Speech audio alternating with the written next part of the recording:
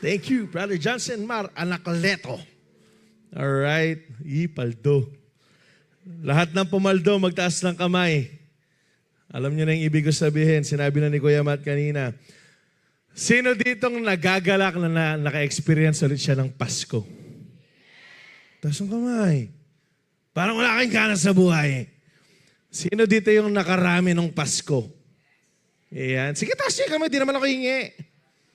Ayan. Sino dito yung siya na yung hinihingan ngayong Pasko? Aray ko, katuwada. Alright. Alam nyo, kagaya na sinabi ni Ate Katapia, ni Kuya Matt kanina ang ating MC, ngayon pa lang ipunin nyo na ha. Ha? Ipang ready nyo na sa youth camp natin next year kung di ba darating ang Lord. Amen? Isa lang ang sasabihin ko. Mag-ipon kayo. No. Gawin niyo yung part niya and God will do His. So, His limitless though. Kakayanin mo ba? Yung kailangan natin for our next camp will be 10,000 per head. Joke lang. Joke lang. Pero, kahit magkano man, wala bang final po kung magkano, pero alam ko kakayanin naman ni Lord. Pero, syempre, unahin ninyo, mag-ipon kayo, mag-tithes kayo, be faithful, nang sa gayon maranasan ninyo ang katapatan ng Panginoon. Nakuha ba, YDC? At sino sa inyo yung na-excite sa bagong taon? Magtaas ng kamay nga ni. Sino yung excited next year? Alam nyo, grabe lang no, yung kaninang announcement, yung nag-iisang announcement natin sa New Year's Eve. We will be praying. We will be writing our faith list. At ngayon pa lamang, pag-isipan nyo na kung ano yung ipapanalangin natin. Yung pong faith list natin, as it was explained a while ago, ito yung mga prayer request po natin sa Panginoon this coming year. Sino sa inyo yung nagpipray ng salvation ng family? Na makatapos ng pag-aaral, ng provision, na mawin yung mga kaklase, na magamit sa campus. Isulat nyo lahat yan. And then, isulat nyo rin yung mga God-answered prayers po ninyo ng 2025. At ito yung sigurado ako. The moment na sinulatan mo yung God-answered prayers mo, you will be encouraged to trust in the Lord all the more. You will be encouraged na mas pagtiwalaan ng Panginoon. Bakit? Kasi siya na nangako, tapat siya sa kanyang mga pangako. At kung hindi pa siya darating, patuloy na mararanasan po natin ang katapatan niya sa buhay ng bawat isa sa atin. At ngayon, nasa last YDC na po tayo ng taon. Ayan, ano kasi yung topic po natin? Ano yung theme natin? Wala na, Grahams na lahat. Ano kasi yung napag-aaralan po natin ngayong buong buwan?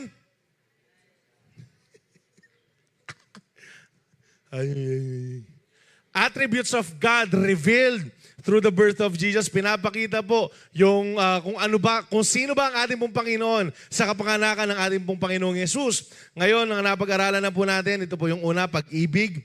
Ayan, God's selfless care for humanity. Sabi dyan, faithfulness, God's loyalty to His promises, and humility, God's willingness to serve and sacrifice. Kaya ngayon, tatapusin po natin sa sobrang gandang panapos at sobrang gandang pambaon na meron po tayo para sa darating na taon, ang pinamagatang sovereignty. Pakisabi, sovereignty. God's power and control over all things. Pakisabi, sovereign. Paalala lamang sa lahat, naniniwala po ang bahay-sambahan na meron pong soberenya ang ating pong Panginoon. So, our church, meron pong mga nagsasabi, hindi tayo naniniwala sa sovereignty. That's wrong. Hindi po totoo na hindi po tayo naniniwala sa sovereignty. It's just that we do believe that God gave us free will as well. Pero naniniwala po tayo na sovereign po ang ating Panginoon. Ano ba yung meaning na sovereign? Sovereign means having supreme power or authority.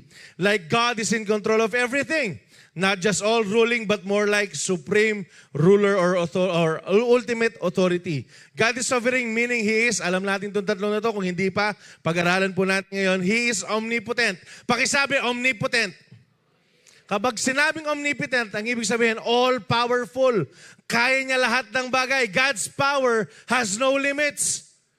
Ngayon pa lang, check na po natin. Actually, dito pa lang sa tatlong to, tapos na to eh. Ito yung pinaka-meaning ng sovereignty ng ating pong Panginoon. Pakisabi, omniscient. Kapag sinabing omniscient po, all-knowing, alam lahat ng Panginoon. Pakisabi sa katabi mo, alam lahat ng Panginoon. Pati yung nakatago na yan. Alam ng Panginoon po yan. God knows and ordains all things. At ang pangatlo po, pakisabi, omnipresent. Ang meaning po ng omnipresent is all present. God is present everywhere. Isa po ito sa pinaka hindi natin maiintindihan na mystery ng ating pong Panginoon. Bakit? Kasi imagine niyo, no? Ngayon, nagsiservice po tayo. Nasa iyo yung Panginoon. Sino dito yung tumanggap na kay Jesus? Taas ang kamay. Nasa iyo yung Lord. Nasa iyo yung Lord. Nasa akin ang Panginoon. So ito po yung meaning ng omnipresent. Kahit nasaan ka, nandyan yung presensya ng Panginoon. So basically, ito pong tatlong omni ng Panginoon. Diyan pa lang, nagpapatunay na sovereign niya po ang ating Panginoon.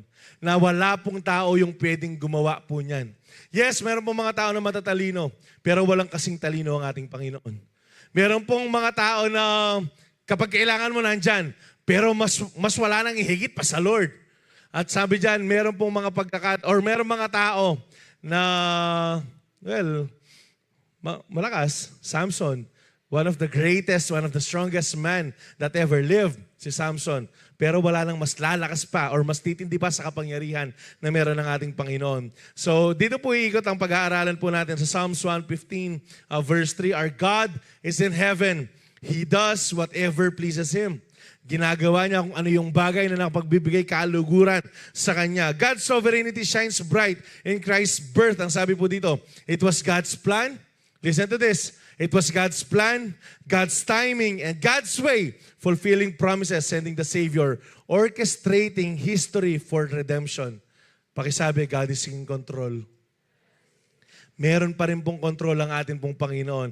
Pastor, paano yung sinasabi ninyo? Kuya, paano yung sinasabi mo na free will? Free will. Free will.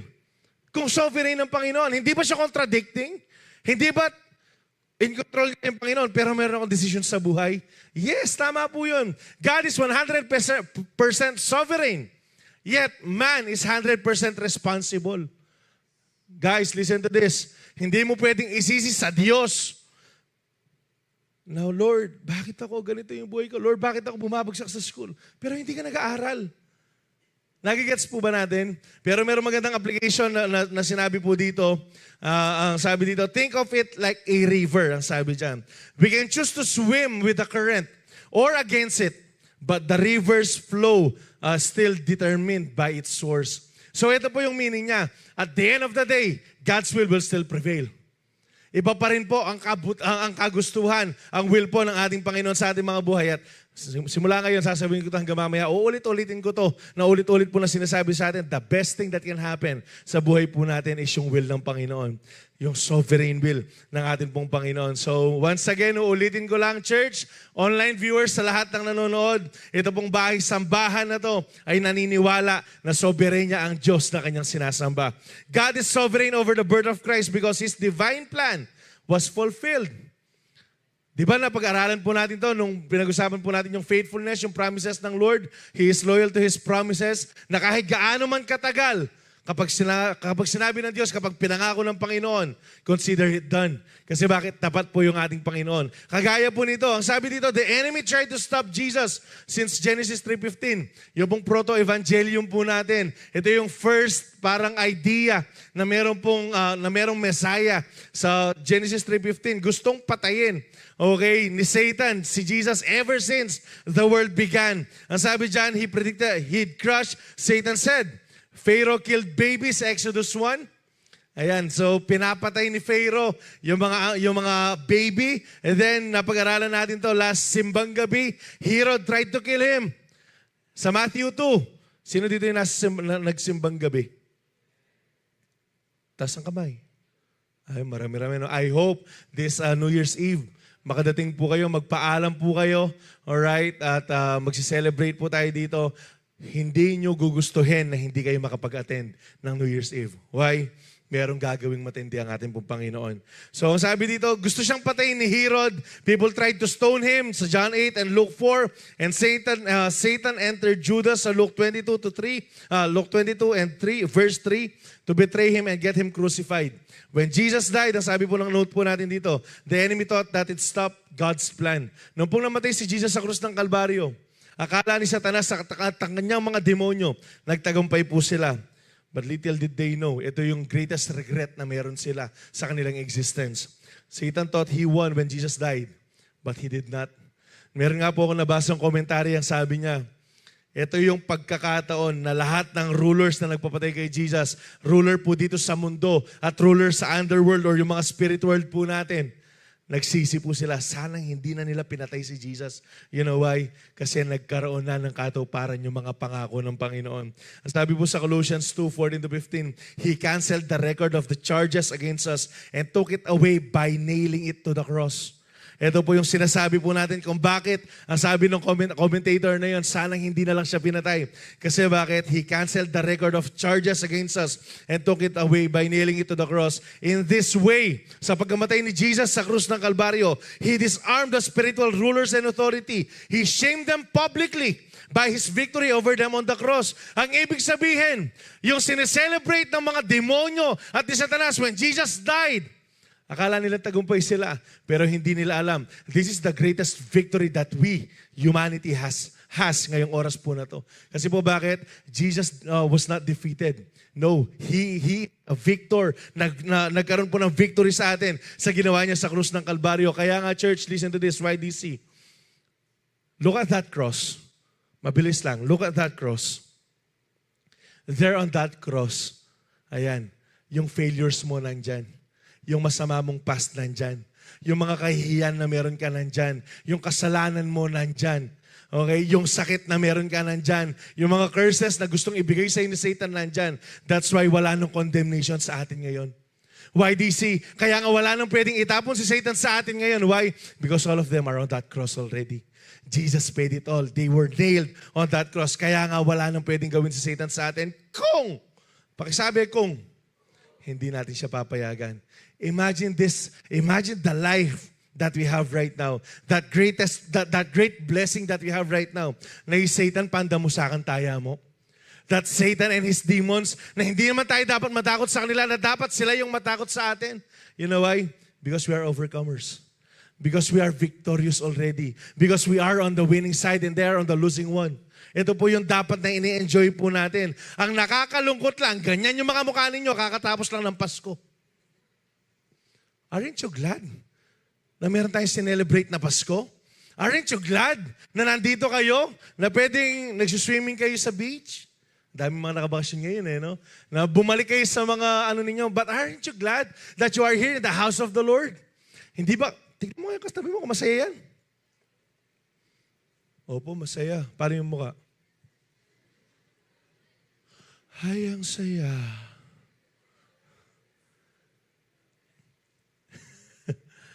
Alam nyo ba, every day meron tayong palaging reason na maging masaya.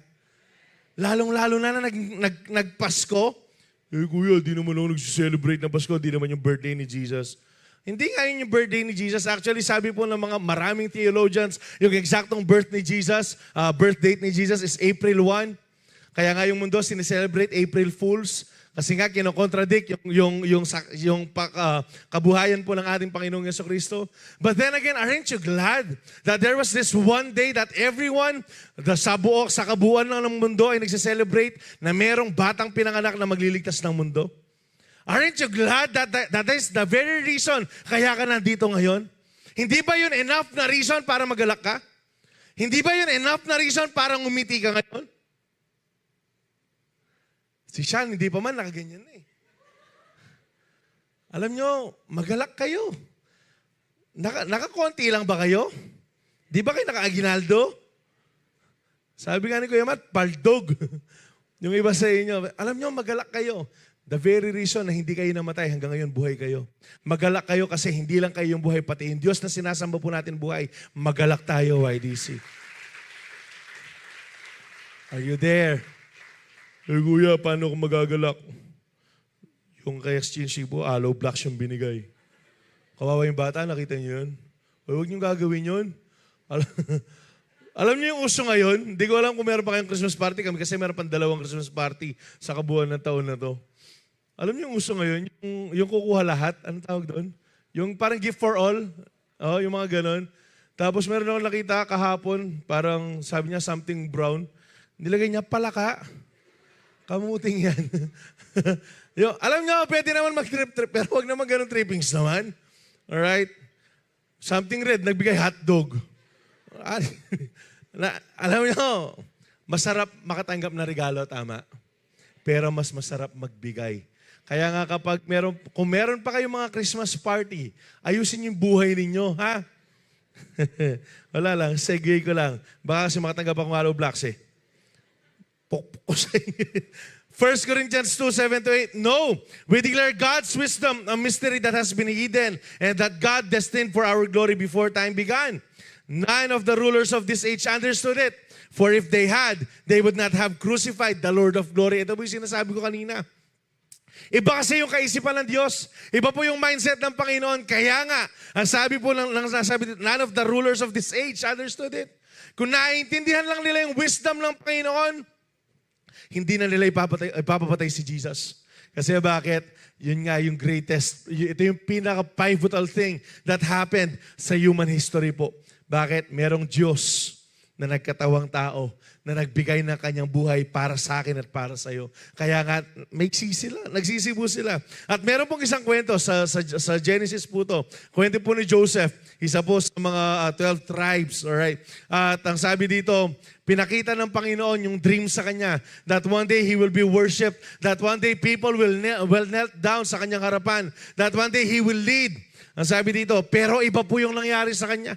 Imagine, pangako ng Panginoon, magpa-prosper ka, pero yung nangyayari sa kabuuan ng buhay mo, puro kahirapan. Imagine, plano ng Panginoon, pangako ng Panginoon sa'yo, mapopromote ka, pangako ng Panginoon sa'yo, mag-excel ka sa lahat ng bagay. Pero yung nangyayari sa kasalukuyan, parang baliktad. Pangako ng Lord sa'yo, meron siyang mga ibibigay, meron mga miracles, meron mga breakthroughs. Pero bakit parang wala nangyayari hanggang ngayon? Baka nga, segue ko lang ng konti, baka lang meron sa inyo, kuya, meron pinangako ang Lord sa akin. Pero hanggang ngayon, hindi pa natutupad. Ilang araw na lang po bago mag-New Year? Ilan na lang? Ilan? Ano lang yun? 7, 28, 29, 30. May 31 yung December. Tapos, so 4 days. Alam niyo bang in 4 days, kayang gumawa ng Lord ng milagro sa buhay niyo? Ang tanong, paano ka manghahawakan sa kanyang salita? Ang tanong, paano ka maniniwala sa kanyang mga pangako sa iyo? Ang sabi po dito, gusto siyang patayin ng mga kapatid niya. Pangako ng Lord sa kanya, magiging leader siya, luluhuran siya, dahil nga hahawak siya ng city, mapopromote siya, pagpapalain siya. Pero yung nangyari sa kanya, at ang ginawa ng kapatid niya sa kanya, binenta. Binenta po siya ng mga kapatid niya. Tapos ano nangyari sa kanya? Kinuha po siya ni Pharaoh. Naging assistant siya ni Pharaoh, pinakamataas sa lahat ng nasasakupan ni Pharaoh. Tapos he was falsely accused of rape. In-accuse po siya na ni-rape po niya yung Pharaoh's wife. But in reality, wala naman siyang ginawa. Tumakbo pa nga siya papalayo. Pero ano nangyari? Dahil sumusunod siya sa Panginoon. Na meron naman pinangako yung Diyos sa kanya. Pero after na ibenta siya ng mga kapatid niya, kinulong po siya. For 2 years, he was there.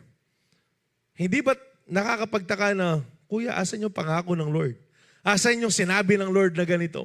Na luluhod sa Kanya, na magli-lead siya, na magiging ganito. Alam niyo po, nangyari po yan sa bandang huli ng kwento po ng Genesis. Makikita po natin na itong pinakulong po nila ng walang dahilan. Ito yung falsely accused po nila na kinulong siya for ilang years na nandyan. Alam niyo po ano nangyari? Pinagpala po siya ng Panginoon. You know why? Because he did not stop obeying and believing the Lord. He did not stop loving the Lord. Kaya nga po kung mababasa po natin yung buhay ni Joseph, palagi po nating mababasa dyan that the Lord was with him. He found favor sa warden. He found favor kay Pharaoh. You know why? Because palagi niya pong ino-honor ang ating Panginoon. Actually, nung andyan na po yung asawa ni Pharaoh, nung akmang naghubad na ng damit yung asawa ni Pharaoh, alam niyo kung ano yung ginawa niya? Hindi ko kayang gawin to sa akin, Diyos. Ito yung mindset na meron po si Joseph. At ang sabi po niya, hindi ka pinagkatiwala sa akin ni Pharaoh, kaya po siya tumakbo. Ang sinasabi ko lang po dito, kapag ikaw sumusunod ka sa Panginoon, kahit na gaano kahirap, kahit na gaano kakabaligtaran yung sitwasyon sa pinangako ng Panginoon, ito po yung mangyayari sa buhay natin. Genesis 50:20. You intended to harm me. Ang sabi po, actually si Joseph, he was speaking to his brothers and sisters po. Sa mga kapatid niya, rather. Okay, you intended to harm me, but God intended it for good to accomplish what is now being done. Yes, meron po mga plano ng masama ang kaaway sa atin, pero maganda ang plano ng Panginoon. Yes, gusto tayong patayin. Maniwala kayo sa hindi. Gusto tayong patayin ng kaaway. Pero hindi siya mananagumpay. Kasi bakit? Mangyayari pa rin ang kabutihan ng Diyos sa buhay na bawat isa po sa atin. At tatanungin ko kayo, sino sa inyong gusto na makaranas sa kabutihan ng Panginoon? Amen. I hope maging expectant tayo. Sumunod lang tayo palagi sa plano ng ating pong Panginoon. Ang sabi dito sa Isaiah 14:24, the Lord Almighty has sworn, surely as I have planned, so it will be. As I have purposed, so it will happen. Mangyayari at mangyayari po yung pinangako ng Panginoon. But, pakisabi, it's not automatic. Kagaya po ni Joseph, we need to choose to keep on believing and loving God. Pakisabi sa katabi mo, magpatuloy ka na sumunod sa ating Panginoon. Sino dito yung aamin siya, magtataas siya ng 2 kamay na sasabihin niyang mahal niya ang Diyos? Yan. Sige, taas niyo lang. Kahit pa hindi ka masyado naligo kanina, it's so good. Malamig eh, struggle is real. Ayan. Sige, taas niyo lang, lahat na nagmamahal sa Panginoon. Gaano niyo kamahal ang Panginoon?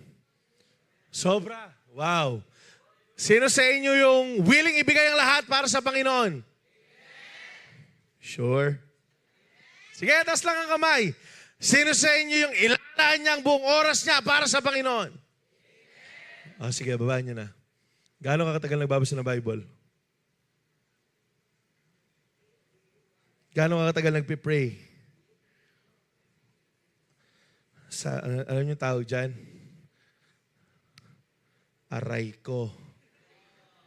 We are declaring that we love Jesus with all that we have. Pero mas marami pa rin yung time natin sa social media kaysa sa pagbabasa ng Bible. Walang condemnation, church, YDC. Ang sinasabi ko lang, kung talaga mahal po natin ang Panginoon, mag-spend tayo ng mas maraming oras sa Kanya. Paano natin malalaman yung plano ng Panginoon? Kasi sabi niya, surely as I have planned. Ito yung sinabi ng ating pong Panginoon. So it will be, and as I have purpose, so it will happen. Kagaya ng nangyari kay Joseph. Kung talagang mahal po natin ang Panginoon, walang anumang bagay, walang kung sino mang tao ang makakapagpapigil sa atin para lumago po tayo sa ating pananampalataya, para pagtiwalaan ang kanyang kagustuhan sa atin pong mga buhay. Nakuha po ba natin? Pero praise God!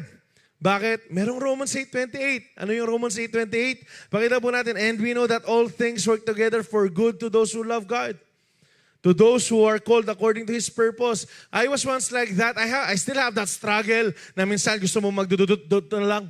Pero alam nyo, matagal po ako nagstay sa addiction ko sa social media.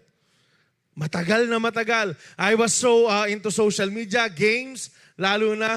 Kaya nga yung hanggang ngayon, yung mga nagro-Roblox, tatrash talking ko lang kayo. Yung mga nanarash talk sa mga Dota, ML, mga ganyan, ano yung mga laro ngayon? Man, sasabihin ko sa inyo, we lived in Dota 1 era. Nothing beats. Jet 2, walang ito, aaminin ko ito, di ko alam kung sino pa yung nag-Dota 1 sa inyo dati, pero yung mga trash talkan ngayon, mga ano lang yan. Pero nagpapasalamat ako sa Lord kasi bakit?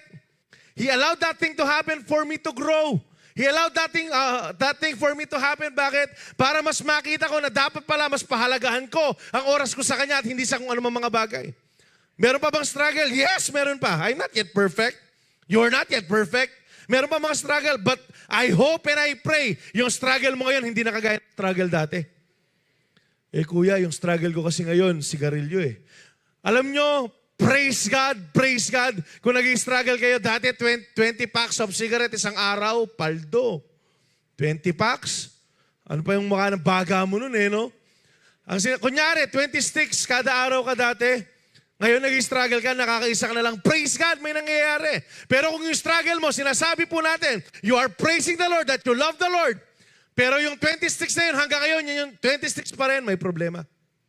Nagigets po natin yung sitwasyon. Kung dati 10 hours ka na nagso-social media, tapos ngayon 10 hours pa rin, may problema. Baka hindi mo talaga mahal ang Panginoon. Baka hindi ka talaga sumusunod sa Panginoon. Baka sumasabay ka lang sa hype. Nakukuha po ba natin YT ako sana, YDC? Nakakasunod po ba tayo? Alam nyo, kung talagang mahal natin ang Panginoon, we will do things His ways, not ours. Amen. At praise God, merong Romans 8:28. Matututo po tayo. I hope natututo po tayo ngayon. And once again, you do not need to repeat the same mistakes that we have committed. Pwede po kayong matuto sa mga pagkakamali po namin para matuto po kayo at mas maging magaling po kayo sa bawat isa po sa amin. Nakuha niyo po ba?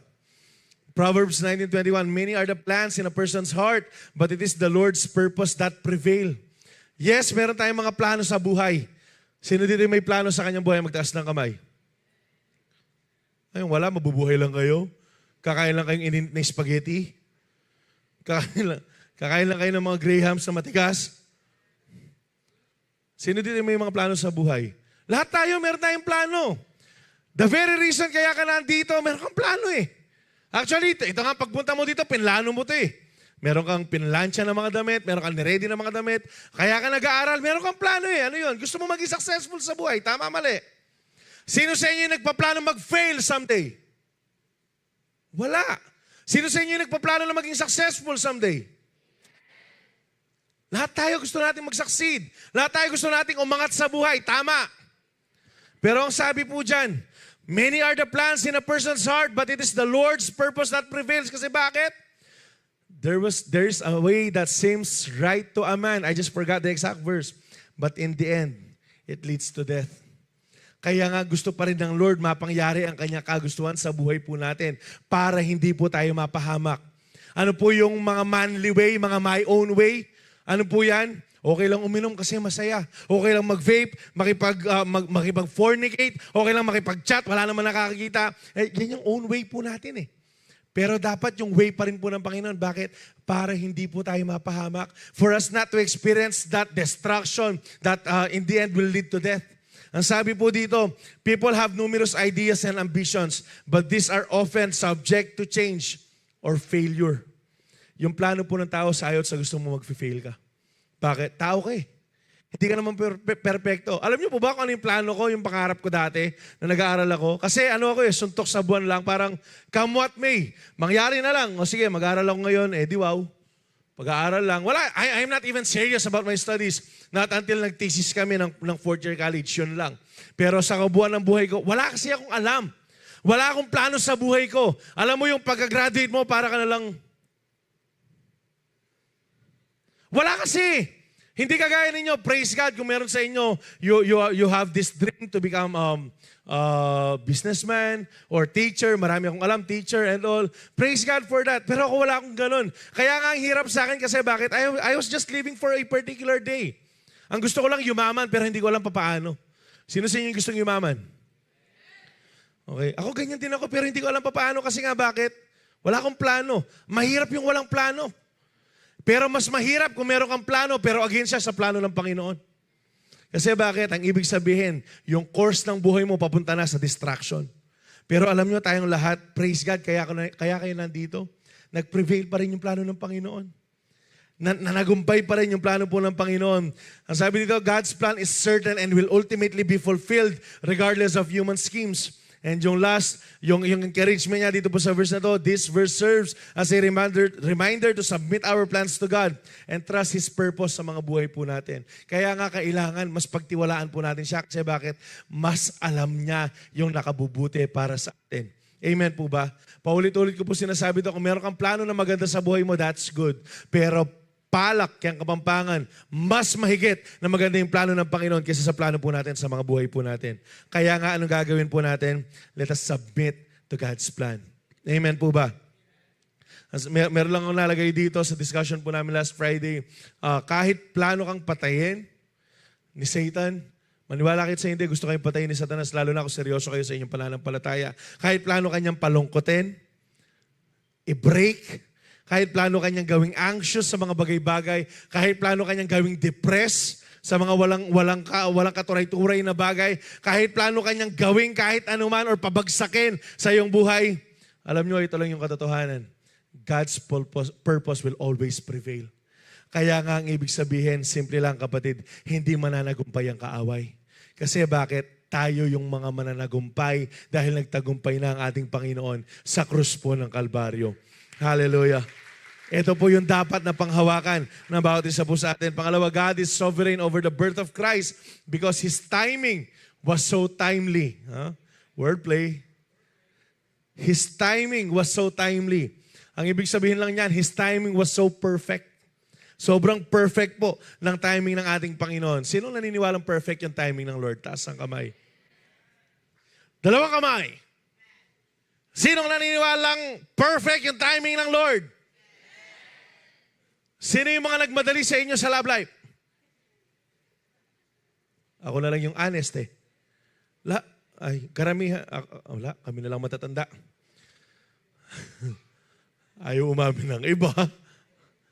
Lahat tayo, one way or another, nagmadali tayo. Hindi lang sa love life. Gusto mo ng promotion, nagmadali ka. Gusto mo ng magandang grades, nangopya ka. Nabuhay ka sa ChatGPT.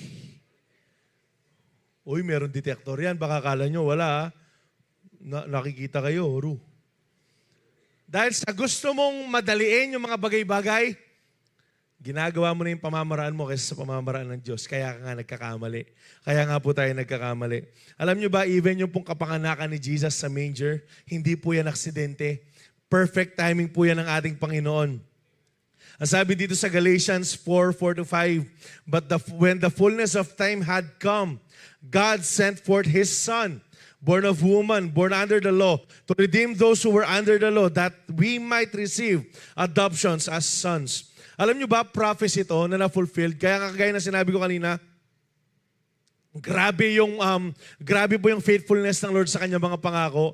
Nangyari po yung from Micah, if I'm not mistaken, to Matthew, yung pong kapanganakan ni Jesus, it took them 710 years to 800 years for that prophecy to be fulfilled. Yet, nangyari pa rin siya. Matagal man siya sa mata ng tao. Oo. Ang haba nun, 800 years. 700 years, mahaba yun. Pero napangyari pa rin siya kasi bakit? Tapat nga kasi ang Diyos. Ang sabi po dito, but when the fullness of time had come, nung perfect timing na, nung ito na yung pinaka-perfect na oras, God sent forth His Son. Mamaya, ikukwento po natin yung history po ng kwento na yan. Micah 5:2, but you, Bethlehem Ephrata, though you are small among the clans of Judah, out of you will come for me, one who will be ruler over Israel. Ito po yung sinasabi kanina na prophecy na napangyari sa Matthew and sa Luke. Sa gospel po natin. So, basahin ko lang yung note na to. God's timing is perfect. Ang sabi dito sa Luke 2:1-7 shows Christ's birth happened in exactly the right moment. Ano po ba yung history niyan? Nagpa-census po si Augustus Caesar. Okay, isa po siyang ruler noon. In those days, basahin na po natin. In those days, Caesar Augustus issued a decree that a census should be taken of the entire Roman world. So, kailangan mag-census. Ang ibig sabihin ng census, for example, yung mga taga-Bethlehem, uuwi sila ng Bethlehem. Kahit nasaan sila sa Israel, kahit nasa Judea sila, nasa Samaria sila, ang kailangan po nila, pumunta sila, bumalik sila sa lupain po nila. Bakit? Kasi kailangan nila magpa-census. Kailangan silang bilangin kung ilan po sila. This was the first census that took place while Quirinius was governor of Syria. And everyone went to their own town to register. So lahat ng mga tao, nagsibalikan po sila sa kanilang mga tahanan, sa mga hometown. Kagaya po ng iba ngayon, every Pasko, every New Year, every holiday, pumupunta po sa mga kanilang mga bayan para mag-celebrate. Pero ito po para bilangin kung ilan po yung mga tao doon. So Joseph also went up from the town of Nazareth in Galilee to Judea. So from Nazareth, in Galilee to Judea, pupunta po sila ng Bethlehem sa town ni David kasi bakit? Taga dun sila eh. Ang sabi dito, because he belonged to the house of line of David, he went there to register with Mary. Take note, the very purpose ng pagbalik po nila ng Bethlehem para saan? Para saan? Census. Ito po yung pinaka-purpose. Sumunod sila sa utos ni Augustus Caesar. Alright? And then ang sabi dito, who was pledged to be married to him and was expecting a child. While they were there, the time came for the baby to be born.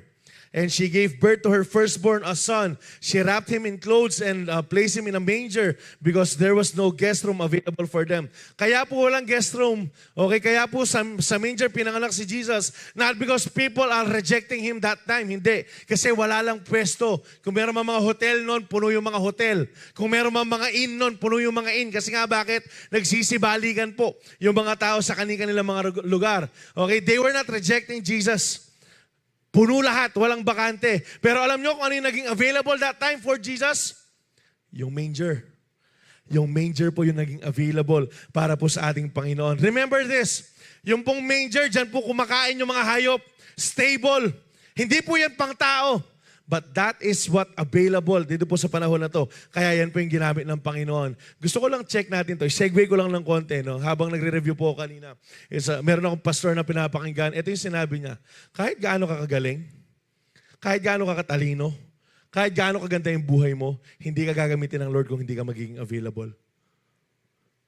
Hindi ka gagamitin ng Lord kung hindi ka magiging available. Kahit gaano kaganda yung boses mo, kahit gaano ka mag-pray na mawin yung campus mo, na mawin yung family mo, kung hindi ka magpapagamit, kung hindi ka magiging available, hindi ka gagamitin ng Lord.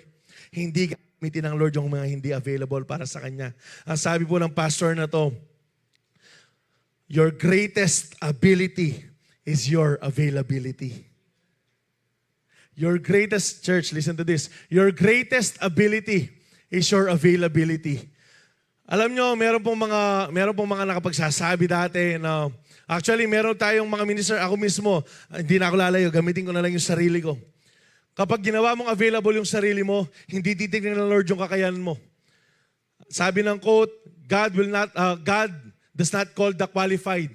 He qualified those whom He called. Kasi bakit ito yung mga tao na ginawa nilang available yung mga sarili nila? I'm standing here in front of you. Hindi ako intelligent na tao. Hindi ako tignan nyo? Hindi ako intelente na tao. Hindi ako mayaman na tao. Gwapo, sakto lang. Hindi ako kapili-pili na tao. Maniwala kayo sa akin, I'm not like that. Woo! Wala akong ganyang katangian na kapag pumili. Kasi palagi second choice ka lang. Na kapag pumili ng member, hindi ikaw yung priority kapag groupings, it hurts, ha? Pero hindi ako yung ganong klase ng tao kasi hindi nga ako matalino. Pero praise God, I made myself available dahil sa kanyang biyaya pa rin. Alam nyo, huwag ninyong gagawing maliit na bagay lang yung availability. For example, sa CU na lang, mamaya niya may tatakas na naman. Alam nyo, gawin mo lang available yung sarili mo. Kapag inuutusan ka ng leader mo, magpagamit ka. Sumunod ka. Kapag sinabi ng leader mo na mag-pray ka, then obey. Sumunod ka kasi bakit? Your greatest ability, di mawala sa isip ko yung sinabi ng pastor na to, your greatest ability is your availability. Maraming matatalino. Maraming mas kesa sa atin. Pero bakit tayo nandito ngayon? Praise God because we made ourselves available. Nakukuha po ba natin? Gusto ko lang tignan lang natin ng konti. Segue lang natin ng konti. Balikan natin yung kwento ng Pasko. Why Jesus was born in a manger? Because that manger was available for Him to be used. Sino dito yung nangangarap na mawin yung campus niya? Taas ang kamay.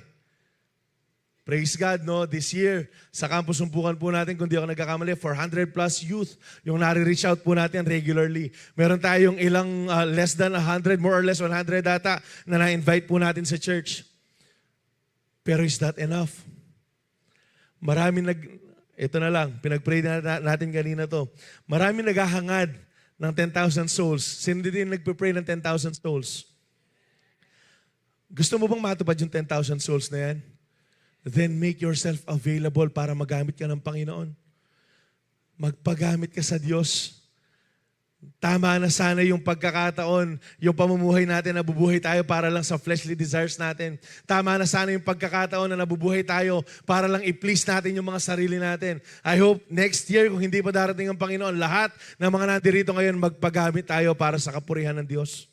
Gawin nating available yung mga sarili po natin. Kasi bakit? Yung gagamitin ng Lord, hindi yung mga magagaling lang. Yung gagamitin ng Lord, hindi yung mga matatalino. Ang gagamitin ng Lord, yung mga available. Amen po ba? Amen po ba? Hindi malakas si Gideon, but he was available. Hindi matangkad si David. Hindi siya champion sa gera, but he was available. Kaya ang gagamitin lang ng Panginoon, yung po mga available. Hindi yung mga talented, yung mga tatawagin ng Lord. Ang tatawagin ng Lord, sino? Yung mga available. Once again, pakisabi sa katabi mo, maging available ka. Sabi dito, and when you make yourself available, God can do something in your life that you've never imagined just because you made yourself available. Alam nyo, wala pong nakakakilala sa akin because even I myself cannot believe it na naging pastor ako. Meron po, nag-aaral ako sa Bible School na nakita ko kasi taga doon lang, bandang IBS lang yung naging kaklase ko. Kasama ko siya sa inuman dati. Tapos sabi niya, no kamunta, nakita kami sa daan, nakamotor siya, nakamotor ako. Nakita kami sa daan, no kamunta, sabi niya, saan ka pupunta? Sabi ko, dyan. Saan dyan? Bible School, nag-aaral ako. Bakit nag-aaral ng Bible School? Sabi ko, tinatawag ata ako ni Lord na magpastor. May ata pa nun eh. Tinatawag ata ako ni Lord na magpastor. Minura ako? Chicharong bulaklak, magpastor ka? Meron po sa mga pamilya ko na sanang hindi ka na lang nag-aral kung magpapastor ka pala. Ika, magpastor ka. Actually, meron po dito kahit si Bapong Chris noon. Shout out, Bapong Chris, no? Sabi na, pambihira, Paps, ako, imagine magpastor ko. Paps, siya ako rin. Kasi po, bakit? Because hindi ako pastor. Hindi ako kapastor-pastor, lalo na, praise God, binago lang ng Panginoon.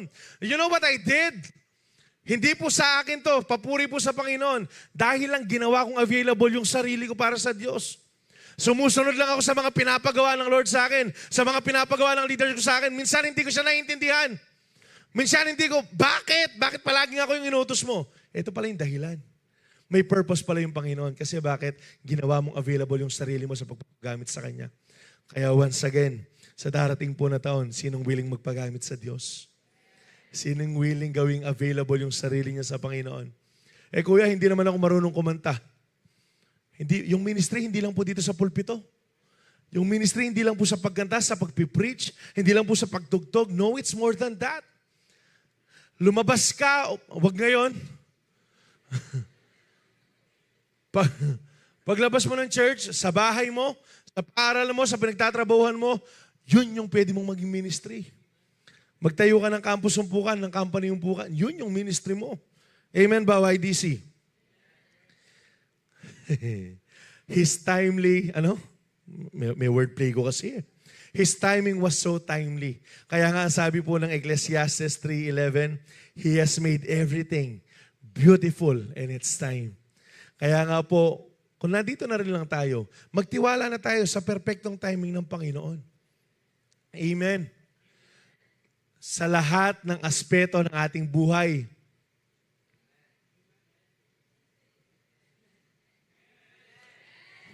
Magtiwala na tayo sa perfect timing ng Lord. Sa lahat ng aspeto ng ating buhay. Sa pag-aaral. Sa pagtatrabaho. Sa love life.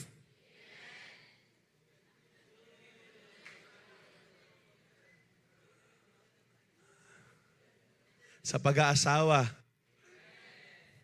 sa pagbibusiness, sa lahat ng aspeto ng buhay po natin. Alam nyo, paulit-ulit na lang, please, maganda ang panahon ng Panginoon na Kanyang tinakda. Ang gawin lang po natin, magtiwala po tayo, huwag tayong magmadali. Amen? Amen. God is sovereign over the birth of Christ because His ways were perfect. Pakisabi, His ways were perfect. Naniniwala ba kayong never pa nagkamali yung Panginoon? Kahit nga yung ilong na meron ka, kahit yung kutis na meron ka, yung katawan na meron ka, yung buhok na meron ka, kahit naka-pushback yan, bata ka pa.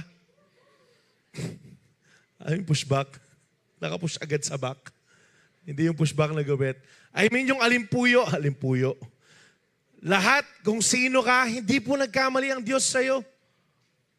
His ways were perfect. Ang sabi dito, God's ways were perfect with Jesus' birth. The Bible says in Deuteronomy 32:4, the rock, His work is perfect. For all His ways ways are justice. Ang sabi dyan, lahat po ng plano ng Panginoon, simula po sa plano niya, sa paglalang niya ng mundo, pati yung plano niya sa redemption ng tao, perfect po yan. Wala pong mali dyan. Hindi po nagkamali yung Panginoon sa atin. Sa pagkakalalang sa'yo, kung lalaki kang kinrate ng Panginoon, hindi po siya nagkamali. Kung babae kang kinrate ng Panginoon, hindi po siya nagkamali. Kung dyan ka, pinanganak sa pamilya na yan, hindi po nagkamali yung Panginoon. Ako marami pong pagkakataon na dati gusto kong maging ganitong pilido. Alam niyo yung ganung pamumuhay, sana ganito na lang yung pilido ko para mayaman kami. Sana yung pilido ko, Jobs na lang. Ano yan? Anak ka ni Steve Jobs. Anak ka ng, nino para makwalta gene? Ano? Henry C. Yan. Anak ka ni Henry C. Anak ka ni Alden Richards. Yaya Dab Yarn. Ikaw ang nawawalang anak nila. Ang sinasabi ko lang po dito, ako personally, gusto kong mamuhay sana dun sa ganong karangyang buhay. Kung plano ko. Kaso hindi po nagkamali yung Panginoon na nabilang ako sa pamilya na meron ko ngayon. Imagine meron ganitong klaseng David at saka Zapata. Saan ka makakakita niyan? Saan ka makakakita ang lobo na ganyan yung muka? Bernal na ganyan yung muka? Nini? Mercado na ganito yung muka? Paminto, isa ka lang. Hindi nagkamali ang Diyos sa'yo. Pakisabi sa katabi mo, hindi nagkamali ang Diyos sa'yo. I-segue ko lang ng konti. That's why wala pong reason para maging insecure ka. Pakisabi, hindi na ako magiging insecure. Alam nyo ba, we are created by God uniquely. Pare-pareho tayong unique. Bars. Pare-pareho po tayong unique. Kaya nga, bakit? Kasi merong special sa'yo na wala sa iba. You are comparing yourselves to other people. Yet you are forgetting that you were created by a perfect God. Alam nyo, sa lahat ng mga babae, magtaas ng kamay. Sige, sa lahat ng mga babae. Kasi sa mga lalaki sa atin, di naman tayo masyado na insecure eh. No? Sa atin kasi kapag pangit, pangit lang talaga eh. Pero sa mga babae, sige, taas ng kamay, mga babae. Meron pong mga babae, hindi ko alam kung meron lang sa inyo dito na you are parang painting your faces kasi gusto mong mas maging maganda. Kasi nga, akala mo, ang pangit-pangit mo. Girls, hindi kayo pangit. You are created beautifully and wonderfully and fearfully by the Lord. You are precious in His sight. Hindi nyo kailangan maglabas ng laman para sumikat sa social media. No. You are perfectly created by the Lord. Kahit pag ano yung kulay ng buhok mo, kulay ng mata mo, yung korte ng ilong mo, maganda ka sa harapan ng Panginoon. Hindi nagkamali ang Diyos sa'yo. So kuya, ang ibig sabihin, hindi na ako magpapaganda. No, do it for God's glory. Pero ang sinasabi ko lang, kung nagkukos yan, for you to compare yourself to other people, doon na nagiging mali. Why? Kasi mahal ka ng Panginoon at hindi siya nagkamali sa pagkakalalang sa'yo. Kuya, bakit yung iba mas maputi sa akin? Praise God, kayo manggi ka. Kung medyo dark black ka, praise God. Hindi pa rin nagkamali yung Panginoon sa'yo. Kuya, yung ilong ko hindi praise God, ganyan yung ilong mo, Pinoy ka eh. Ang sinasabi ko lang, His ways were perfect. Perfecto po yung Panginoon sa pagkakalalang sa inyo. Hindi po siya nagkamali. Amen ba? Kaya girls, huwag kayong ma-insecure. Kapag merong mga tao na lumalapit sa inyong, mas maganda ako sa iyo, anong sagot nyo? May Diyos naman ako.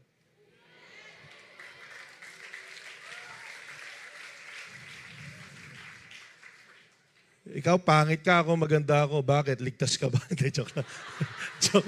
joke lang. Joke lang. Huwag kayo sasagot ng ganon. Ang sinasabi ko lang, maging kontento kayo kung sino kayo nilikha ng Panginoon. Amen po ba? Amen ba? Sa mga lalaki, pakalalaki lang tayo, ha? Hindi nagkamali ang Lord sa inyo. Kahit pahati yung buhok mo, hindi nagkamali yung Lord sa iyo. Amen ba? Kung sino ka man, hindi nagkamali ang Panginoon sa iyo. His ways were perfect. Perfecto po ang atin pong Panginoon. Amen po ba? Doon pa lang, pwede ko natapusin to eh. Ang sabi po dito, balikan lang natin yung kwento, i-ano lang po natin. So Luke chapter 2 verse 6, yung pong kwento kanina. Ang sabi dito, while they were there, the time came for the baby to be born. Dahil oras na, dahil panahon na, ang sabi dyan na kailangan ipanganak yung bata. Pinanganak na po siya, kagaya na sinabi sa Galatians, and timing was fullness in Galatians 4:4. Yung pong binasa din natin kanina, 4:4 and 4:5. Kasi alam po ng Panginoon kailan yung tamang perpektong oras. Alam ng Panginoon kailan yung oras na hinihintay or perfect timing na ipapanganak si Jesus sa manger. So the time came for the baby to be born. Hindi hinintay ni Lord na makapunta sila sa hotel kasi nga punuan eh. Hindi din hinintay ni Lord na magsettle si Mary at si Joseph na kailangan maganda yung bahay nila bago ipanganak si Jesus. No. Hindi po hinintay ni Lord dyan. The time came na kailangan nang ilabas si Jesus, kailangan nang mapanganak si Jesus. Kaya nga, Jesus was born not in the time of convenience. Ipinanganak si Jesus, hindi yung time na convenient para sa kanila mag-asawa. Kaya nasa manger nga eh. Pero ang sabi ko lang dito, nalagay ko lang po dito, alam ng Panginoon yung perpektong oras para sa'yo. Yung perpektong panahon at perpektong pangyayari sa buhay po natin. So when God says now, kapag sinabi po ng Panginoon, kasi ito yung sinabi niya eh. So, He knows when the time na kailangan ng mapanganak ni Jesus. Kahit anong effort mo, hindi mo mapipilit. When God says no, listen to this. When God says no, kahit anong effort mo, hindi mo mapipilit. But when God says now, no amount of inconvenience of this world can hinder the purpose of God. Ang ibig ko pong sabihin dito, kapag hindi pa panahon ng Lord, kahit pilit ka ng pilit, may hirapan ka lang. Pero kapag panahon na ng Panginoon, kapag sinabi ng Lord that it will happen today, it will happen today. No amount of hindrances, inconveniences of this world can hinder yung pong pangako, plano po ng Panginoon. When God says now, kailangan ngayon pa lang mag-serve ka na. Meron po kaming nakausap, nag-usap kami actually about something sa personal na buhay. Tapos, meron kami napag-usapan na yung thought, next year magsisimula na ng ganito. Alam niyo yung sinabi niya sa akin? Next year, kasi ito yung plano ko, next year magsisimula na ng ganito, ganyan. Alam mo yung sabi na sa akin, o di kayo pa po mag-start ngayon, pareho yamo. Alam niyo, it hit me hard. Sabi ko, why wait for next year if you can do it today? Kaya nga, kung sinabi ni Lord na mag-serve ka ngayon, wag mo nang ipagpabukas. Kung sinabi ni Lord na mag-surrender ka ngayon, do it now. Wag mo lang, hindi, sa New Year na lang, New Year's resolution. Maraming sinungaling every November 1. Hindi natutupad yung New Year's resolution. Ha? Chine-check ko lang kung andyan pa kayo. Pangalawa ko na yun, palagi ko nasasabi November 1. January 1. Hindi, marami din kasi sinungaling ng November 1 eh. When God says now, mangyayari po yan ngayon. Kaya nga kung sinasabi ni Lord sa iyo na hindi ka niya iiwan at pababayaan, mangyayari po yan. When God says now, mag-commit ka na ngayon pa lang. When God says now, yung breakthrough mo, it will happen. Yung miracle na hinintay mo, it will happen. You don't need to wait for next year. Ngayon pa lang, mapangyayari po ng Panginoon yan. Sino gusto ng answered prayer? Kapag time na ng Lord, kapag perfect na panahon na ng Panginoon, ngayon mangyayari yan. Kalayaan sa depression, it will happen now in the name of Jesus. Kasi bakit? Alam ng Panginoon, His ways were perfect. Perfecto po ang ating Panginoon. Alam niya ang tamang panahon para sa iyo. Sabi po ng Psalms 18:30, as for God, His way is perfect. The Lord's word is flawless. He shields all those who take refuge in Him. As for God, His way is perfect. Tama, perpekto, walang mali, hindi nagkakamali ang ating pong Panginoon. The Lord's word is flawless. Hindi sinungaling ang salita ng Panginoon. Basahin din po natin yung Isaiah 55:8-9. For my thoughts are not your thoughts, neither are your ways are my ways, declares the Lord. As the heavens are higher than the earth, so are my ways higher than your ways, and my thoughts higher than your thoughts. Kung ganito pala, kung perpekto pala yung panahon ng Panginoon, kung iba pala yung kaisipan ng Panginoon sa kaisipan po natin, ba't hindi tayo magtiwala sa Kanya? Alam nyo, yung panawagan lang sa atin ng Panginoon, yung gusto lang sa atin ng Panginoon, sumunod lang tayo ng buong buhay po natin sa Kanya. Ang sabi po ng Proverbs 3:5-6, this will be our last verse. Sa point po na to, Proverbs 3:5-6, trust in the Lord with Trust in the Lord with. And lean not on your own understanding. Bakit? Balikan ko lang yung pinag-usapan po natin kanina. Kasi meron tayong mga kaisipan na akala natin tama. Meron tayong mga kaisipan, mga desisyon sa buhay na akala natin totoo. Na akala natin, kalaban lang natin yung mga magulang natin, yung mga leader natin. Pero hindi. Yan kasi yung pamamaraan ng Diyos dapat eh. Kaya nga sabi po dyan, trust in the Lord with all your heart and lean not on your own understanding. Alam nyo, usual to kanino sa mga matatalino, sa mga madiskarte. Akala natin kaya nating madiskartehan lahat ng bagay. Hindi natin kaya kung wala po yung Panginoon. Kaya nga po ito yung pangalawa ng Proverbs eh. Proverbs 3:5-6, in all your ways, submit to Him. Sa lahat ng aspeto ng pamumuhay mo, magtiwala ka sa Kanya. Manampalataya ka sa Kanya and He will make your path straight. Ang ibig sabihin, yes, meron kang mga alam. Meron kang mga ideya sa buhay. Actually, sa kabataan ninyo, marami pa kayong dapat malaman. Totoo man. Hindi nyo pa nararanasang habulin ni Judith. Hindi ko alam kung meron na sa inyo, pero karamihan, feeling ko, hindi pa nakakatapos mo lang maglaba, may marumi na naman. The responsibilities of life, man, marami sa inyo naghahanap, sana tumanda na lang ako, sana mag-work na lang ako kasi gusto kong mamuhay yung meron sweldo. Uy, dadaan lang yan, boy. Hindi mo mayayakap yung buong sweldo mo. Bakit? Bago pa makadating sa'yo, may tax na yan, boy. May kaltas na yan eh. SSS Pag-ibig, PhilHealth, tas nanakawin lang. May tax na yan eh. Hindi mo makuha ng buyan. Pero ang kailangan po natin gawin, habang nandirito po tayo sa kabataan natin, sa pag-aaral natin, sa pagtatrabaho po natin, ngayon pa lang magtiwala na tayo sa Diyos. Ngayon pa lang, ituon na po natin yung buong buhay po natin sa Panginoon. Why? Because alam po niya yung mas nakatatama kaysa sa atin. Alam po niya yung the best para po sa atin. Maniwala ka sa hindi. Kung alam mo, kung akala mo, kilala mo yung sarili mo, mas kilala ka ng Diyos. Kung alam mong mas nakakabuti yan para sa sarili mo, mas alam po ng Panginoon. Kaya nga ang gagawin po natin, we need to trust in the Lord with all of our hearts. Buong puso. Amen. Sino dito yung magtitiwala sa Panginoon? Buong puso. Buong puso. Buong puso. 3 beses ko sinabi yung puso, kasama dyan yung love life.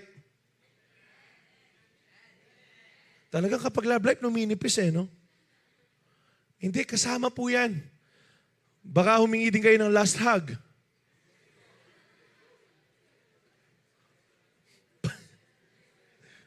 Alam niyo yan? Alam niyo yan?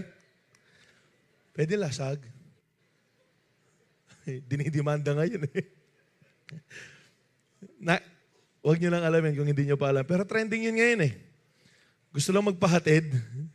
Hindi na naglalamove. Ang sinasabi ko lang po dito, kung hindi mo pagtitiwalaan ng Diyos, sino pinagtitiwalaan mo? Ang sarili mo? Sarili mo na pumapalya? Ang sarili mo na nagkakamali? Ang sarili mo na hindi consistent? O ang Panginoon na hindi nagbabago? Kanino ka magtitiwala? Sa pamamaraan ng Diyos na never pang nag-fail? O sa pamamaraan mo na palagi kang dinadapa niyan? I hope tayo pong lahat, YDC, sa ating kabataan, magtiwala po tayo sa perpektong pamamaraan ng ating pong Diyos. Yes, we may not understand everything, pero ang kailangan lang po natin gawin, sumunod lang po tayo sa Kanya. Then makikita po natin, darating ang pagkakataon na, salamat Lord, buti na lang, sumunod po ako sa inyo. Kesa sa sana pala. Alam nyo ba, masakit yun? Masakit yung, sana pala Lord, sumama na ako sa iyo. Sana pala Lord, nagtiwala na ako sa iyo. Kesa sa buti na lang Lord, mas maganda yung buti na lang Lord, sumunod ako sa iyo. Last na lang, dito po sa part na to, no, nakwento ko na to, kukwento ko lang ulit. Noong nag-OJT po kami, dahil nga sa OJT sa Bible School, it's either mag-help ka sa daughter church ng school or sasama ka sa church planting. Yung church planting po nila, yung mission po nila. So sabi ko, Lord, gusto ko, nagpaplano na ako. Ito yung plano ko. Lord, gusto ko kapag na-assign ako sa isang church, tutulong ako sa kabataan. Kasi nga, youth leader na po ako noon. So, nung pumunta po kami doon, sa lahat ng nandun na students, doon meron mga absent noon. So, sa lahat ng nandun, alam nyo ba anong ginawa ng teacher namin? Yung dean po namin. Ako lang yung dinala niya that time sa church planting. So, kung 10 kami sa batch po namin, yung 9, meron silang assignment na ganito. sa church na to, ganito sila. Yung mga close ko, meron silang daughter church lang nahahawakan, natutulong lang sila doon. Tapos ako, nasa church planting ako, sabi ko, Lord, ayoko. Hindi ko siya maintindihan bakit. Isipin nyo na lang ganito para nung una sabi ko parang unfair. Kasi bakit? Yung kaklase ko na isa, hindi ko na lang papangalanan. Hi. Yung kaklase ko, tutulong siya sa church nila na sa OJT niya. Saan? Every Monday, 2 hours lang. 2 hours every Monday.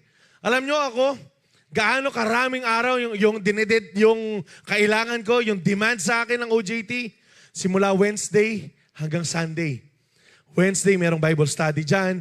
Thursday, dito. Friday, Heron at Tarlac. Tapos Sabado, pupunta ako ng Soclaban. Sunday, balik kami ng Heron at Tarlac. Sabi ko, wow, unfair ha? Pero sabi ko sa Lord, Lord, ano yung tinuturo mo sa akin? He was so silent that time. Kasi nga, ayoko. Tapos ang sabi ng Lord kalagitnaan, di ko makakalimutan to, trust the process. Alam nyo, yung confirmation ko sobrang dami, pero yung isa sa mga pinaka na sabi ko, pambira Lord, di ka magsalita gini. Nanonood ako ng vlog ni Alex Gonzaga. First anniversary ni Alex Gonzaga sa vlogging niya. Yung pinaka last part, hindi ko makakalimutan to, yung pinaka last part na sinabi niya doon, trust the process. Tapos sabi ko, Sige Lord, magtitiwala na ako. Hindi ko talaga maintindihan bakit. So nasa Heron at Tarlac po kami. Yung mga, usually doon ako, meron akong hinawakan dito na youth sa Soclaban. Pero nag-focus kami doon sa Heron at Tarlac. Yung kultura po nila doon, meron ng mga Ilocano. Ayan, meron mga mixed breed ako sana.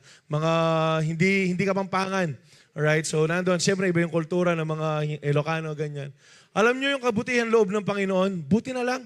Nasabi ko yung katagang, Lord, buti na lang sumunod ako. Kasi alam nyo bakit? After 2 years, after ilang months rather, bago po ako mag-graduate ng Bible School, pinadala po ako sa San Pedro. Alam nyo kung ano yung lengguwahe nila sa San Pedro? Ilocano. Basically, God allowed me to adjust ngayon pa lang dito sa bagay na to at mag-persevere ako doon para masabi ko na, Lord, buti na lang. Nag-undergo ako ng process mo. Buti na lang, sumunod ako sa iyo. Kasi bakit? Alam nyo, hindi na ako masyado nag-adjust sa mga tao. Bagamat yung mga nandun, merong mga mix na, merong mga Aita, merong mga Ilocano, merong mga Kapampangan. Pero hindi na ako nakapag-adjust. You know why? Kasi buti na lang sa biyaya ng Panginoon nakasunod. Imagine niyo yung malaking adjustment kung hindi ako sumunod sa Lord. Imagine niyo kung nag-retaliate ako dun sa din namin. Pero buti na lang, mas masarap sabihin, Lord, yung buti na lang sumunod ako kesa dun sa sana pala, Lord, sumunod ako. And I hope sa ating lahat, walang magsisi bandang huli. Nasasabihin natin, sana pala, nakinig na lang ako sa inyo. Sana pala, Lord, sumunod na lang ako sa inyo. Sana walang ganun. I hope, darating tayo sa pagkakataon na masabi natin, Lord, buti na lang, sumunod po ako sa inyo. Lord, buti na lang, ginawa ko po yung pinapagawa niyo sa akin. Kasi bakit? Dahil alam mo kung ano yung mas tama sa akin. Kasi nga bakit hindi po tayo papahamak ng ating pong Panginoon. Mag-review po tayo, sovereignty. God's power and control over all things. His divine plan was fulfilled. His timing was so timely and His ways were perfect. So, sabi po sa Isaiah 46:9-10, He declares the end from the beginning and my purpose will stand. Ang sabi po dyan, remember the former things, those of long ago, ang sabi po nito, I am God and there is no other. I am God and there is none like me. I make known the end from the beginning, from the ancient times. What is still to come, I say, my purpose will stand and I will do what I please. Ang sinasabi po ng verse po na to, simula nung panahon na bago pa tayong inilalang ng Panginoon, hanggang ngayon, hanggang sa mga kamatayan po natin, kung hindi pa siya darating, alam nyo, alam na po ng Panginoon yan. Meron po siyang purpose po sa atin. Alam nyo kung ano lang gagawin po natin? Magtiwala po tayo sa Kanya. Pakisabi sa katabi mo, magtiwala ka sa Diyos. Trust God's sovereignty. His plans for you are the best things that can happen sa buhay mo. Ayan. Pagtiwalaan po natin, hindi siya nagkakamali. Hindi po siya nag-change mind. Hindi po siya emosyonal na kagaya natin na kapag nainis, pinipitik natin. Hindi, ang Panginoon po, hindi. Constant po siya. Consistent po ang atin pong Panginoon. So meron lang po ako nalagay dito as we step into 2026. Why do you still listen to this? Focus tayo dito. As we step into the 2026, remember this truth. God is sovereign. May sovereign niya po ang ating Panginoon. He is in control. And you may have plans, dreams, questions about your future, but God's purpose is greater than yours. Mas dakila pa rin ang sa atin pong Panginoon. Like Joseph and like the birth of Jesus, what may look confusing or delayed is often God working behind the scene. Yung mga bagay na gusto mo mangyari agad pero hindi pa nangyayari, hayaan mo lang yung Panginoon. Yung mga bagay na gusto mong maranasan pero hindi mo pa nararanasan, hayaan mo lang yung Panginoon. Bakit? This 2026, He will fulfill what He promised. Tapat po yung Panginoon. Surrender your plans to Him. Piliin mong sumunod sa Kanya kahit hindi mo naiintindihan. Kahit pa parang mahirap bumitaw. Kahit pa parang hindi ka-gets ng mga tao. Sumunod ka lang po sa Panginoon. Bakit? Ito po yung pinakamasarap na encouragement na binibigay po sa atin ng Panginoon. God is already in your future. Nandoon na yung Panginoon. Kaya ang gawin mo, sumunod ka na lang. Nothing you will face in 2026 will be wasted. Wala pong masasayang dyan. Ang sabi dito, His timing is perfect, His ways are higher, and His plans for you are the best para sa buhay po nito. Para sa buhay po natin. Kaya ang gagawin natin, paulit-ulit, simula kanina, hanggang sa ngayon matatapos tayo, magtiwala po tayo sa Diyos. Amen po ba? Pakisabi sa katabi mo, magtiwala ka sa Diyos. Tapikin mo yung sarili mo. Come on. Huwag mong pakalakas, baka sumuko ang dugo. Tapikin mo yung sarili mo. Sabihin mo, magtiwala ka sa Diyos. Alam nyo, na-realize ko lang ngayon, ang galing natin mag-encourage ng tao. Ang galing natin tumulong ng iba. Pero hindi natin nagagawa sa mga sarili natin. That's why I want to take this moment. Sige, tayong lahat. Mabilis lang. Kung gaano ka kagaling mag-encourage, mag-comfort ng ibang tao sa salita ng Panginoon, gawin mo lang siya ngayon sa sarili mo. I'm gonna give you a moment. Kahit 1 minute lang. Pikit tayong lahat. Pikit tayong lahat. Yan. And then encourage mo lang yung sarili mo. Kasi kung meron nakakaalam sa lugar na to kung ano yung pinagdadaanan mo, ikaw yun, at saka yung Panginoon. So kung meron kang kailangan, alam mo yun. Kung kailangan mo ng comfort, alam mo yun. Kung kailangan mo ng freedom, alam mo yun. Then talk to yourself. Encourage yourself using the word of the Lord. Comfort yourself using the word of the Lord. I'm going to give you a few moments lang.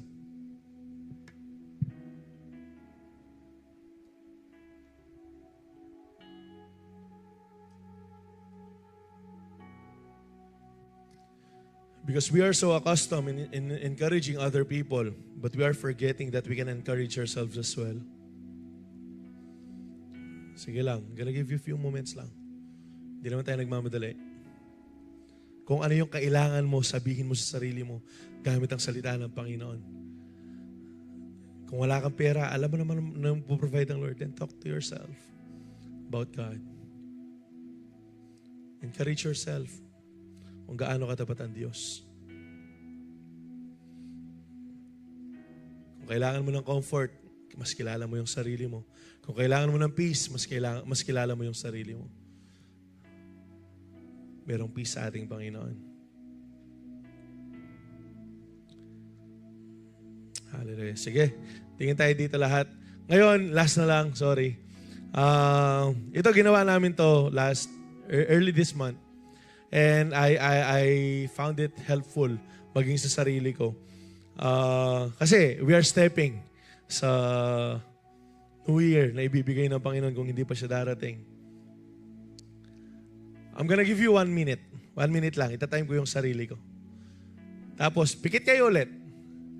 Think of all the good things that God did sa buhay mo this 2025. Think about all those good things, all those answered prayers, all those miracles na ginawa ng Panginoon sa iyong buhay. Sige, just think about them. I'm gonna give you a minute.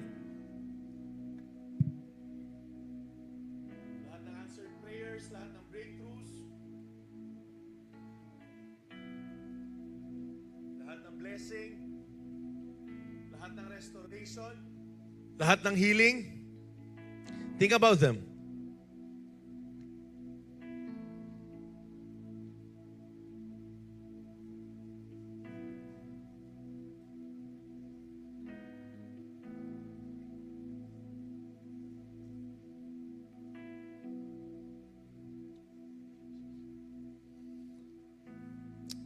Thank you, Lord. Hallelujah. Sige, tingin tayo dito. Ito yung tanong ko sa inyo. Sa lahat ng mga ginawa, I do believe kulang yung oras. Pero sa lahat ng mga ginawa ng Panginoon, hindi ba siya karapat-dapat na purihin po natin? Hindi ba karapat-dapat na pagtiwalaan po natin siya sa mga darating na buhay? Actually, kaya akong pinagawa sa inyo yon. Just put the icing, the cherry sa cake. Okay? Just put the nail in the coffin. Ganyan ka-sovereign ng ating Panginoon. That if He did yung mga imposibleng bagay na yan ngayong taon na to, kaya niya gawin yung mga imposibleng bagay para sa iyo sa mga darating na pagkakataon. Amen po ba? Sige, palakpakan po natin ang ating Panginoon.